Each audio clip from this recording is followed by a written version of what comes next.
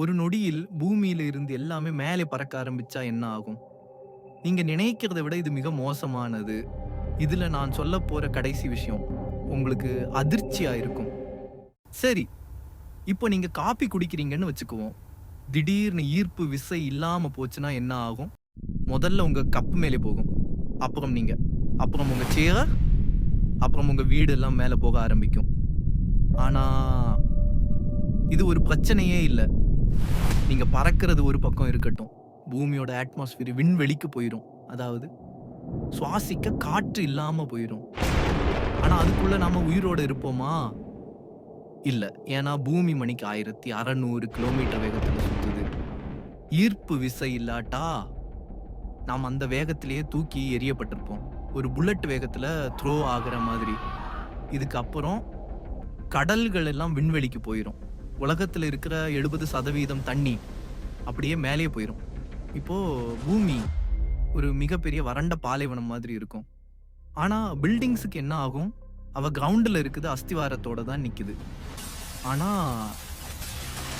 ஈர்ப்பு விசை இல்லாட்டா, அந்த பிரஷர் இல்லாம எல்லா பில்டிங்ஸும் கொலாப்ஸ் ஆயிடும். இன்னும் ஒண்ணு இருக்கு. பூமிக்குள்ள என்ன இருக்கு தெரியுமா? மோல்டன் லாவா, கொதிக்கிற எரிமலை குழம்பு. இதன பூமி தன் ஈர்ப்பு விசை மூலமா உள்ளே அழுத்தி வச்சிருக்கு. ஈர்ப்பு விசை போனா பூமி வெடிக்க ஆரம்பிக்கும். எரிமலை எல்லா இடத்துலயும் வெடிக்கும். இன்னொரு மேட்டர் என்ன தெரியுமா? நிலவு பூமியை விட்டு தூரமா போயிடும். ஏன்னா நிலவு பூமியை சுத்தி பிடிச்சி வச்சிருக்கிறதே ஈர்ப்பு விசை தான்.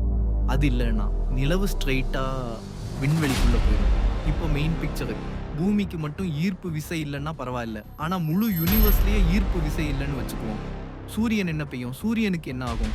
சூரியன் ஒரு பெரிய கேஸ் பால் மாதிரி. அதை ஒண்ணா வச்சிருக்கிறதே அதோட சொந்த ஈர்ப்பு விசை தான். அது இல்லைன்னா சூரியன் வெடிச்சு சிதறிடும். எல்லா பிளானட்ஸும் தனித்தனியா விண்வெளியில பறக்கும். சோலார் சிஸ்டமே இருக்காது. நம்ம சூரிய குடும்பம் இருக்கிற இடம் கூட தெரியாம போயிடும். ஆனா நீங்க இன்னும் கேட்கல. நம்ம உயிரோட இருப்போமா? ஒரு நிமிஷம் கூட உயிரோட இருக்க மாட்டோம். ஃபர்ஸ்ட் 10 செகண்ட்ஸ்ல ஆக்சிஜன் இல்லாம நாம மூச்சு திணறுவோம். 15 செகண்ட்ஸ்ல நம்ம பாடியில இருக்கிற வாட்டர் எவாபரேட் ஆகும். 90 செகண்ட்ஸுக்குள்ள நாம இறந்துடுவோம். ஆனா கடைசி விஷயம் இது இல்ல. நீங்க இறப்பதுக்கு முன்னாடி கடைசியா பார்க்கிறது என்ன தெரியுமா?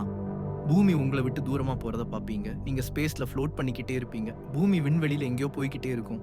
அதுதான் ஈர்ப்பு விசையோட மகத்துவம். நம்மள உயிரோட வச்சிருக்கிறது மட்டும் இல்ல, முழு யூனிவர்ஸ ஒருமுறைப்படுத்துவதும் ஈர்ப்பு விசை தான். ஈர்ப்பு விசை இல்லாட்டா எதுவுமே இல்ல. இனியாவது நாம வாழும் இந்த பூமியை சுத்தமா சுகாதாரம் போத்தி பாதுகாத்து அடுத்த தலைமுறைக்கு கொடுப்போம். இந்த வீடியோ பிடிச்சா லைக் பண்ணுங்க. இன்னும் இது மாதிரி மைண்ட் ப்ளோவிங் சயின்ஸ் வீடியோஸ்க்கு சப்ஸ்கிரைப் பண்ணுங்க.